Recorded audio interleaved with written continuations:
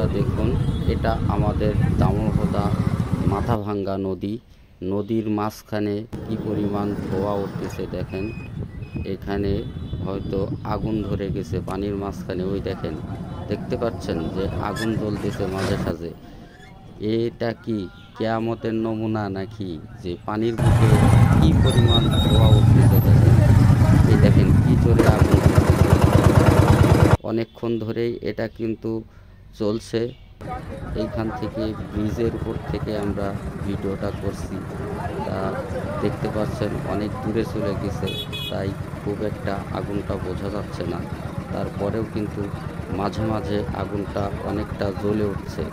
দেখুন কি পরিমাণ ধোঁয়া হচ্ছে, যে পানির ভিতরে দেখতে পাচ্ছেন। ওই দেখেন কি পরিমাণ আগুন জ্বলতেছে নদীর মাঝখানে, যে আগুন ধরে।